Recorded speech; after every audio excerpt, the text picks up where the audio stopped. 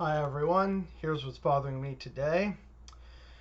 We are not talking enough about very incredible, scary, horrifying, and important climate news this year.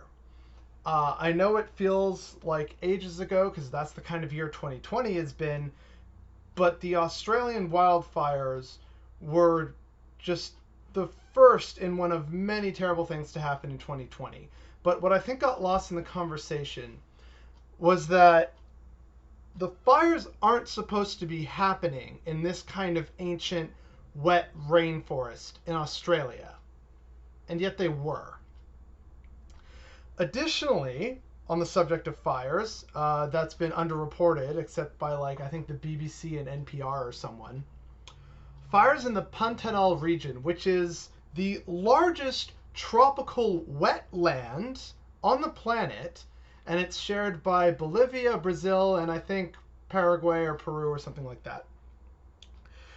The fires that have happened in the world's largest tropical wetland have tripled in 2020. There's also the fact that fires and 100-degree Fahrenheit weather has been recorded in the Siberian Arctic. Which is just a phrase I should not be able to say with all seriousness.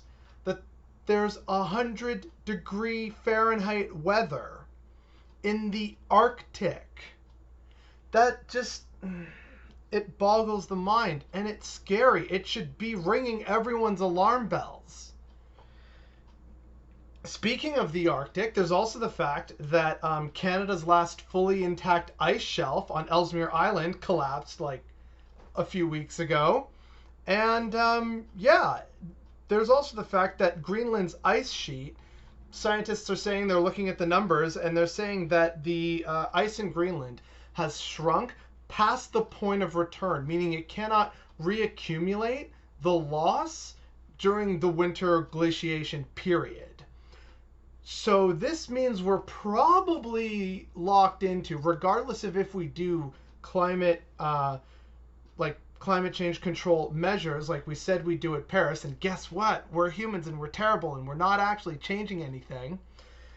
This means that we, regardless of our actions, if we actually got our act together, and even if we did or didn't, we're probably looking at a confirmed 6-meter sea level rise.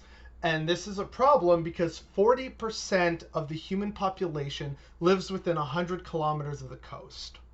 Many of these areas, low-lying flatlands. New York City, Shanghai, Miami, London could even be affected. Amsterdam, the Netherlands, Copenhagen, Stockholm, Hong Kong, Adelaide, Melbourne, Sydney.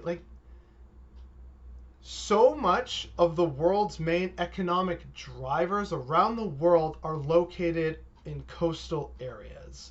Now, while some are on hills and it's very hilly, many are built into whatever low-lying areas there are, which means that governments now, no matter what, need to also deal with preparing and funding infrastructure for a sea level rise that, at 6 meters, really inundates most major coastal settlements around the world. But we're not talking about this because it's more bad news in a year replete with terrible, bad, awful, horrifying news. But this is our future. I want kids one day, and this is going to be their future unless we do something.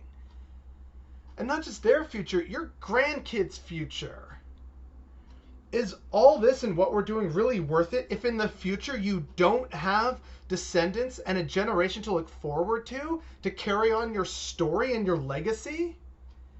We need to address this. We need to fix this. But no one's talking about it. And that's what's bothering me today.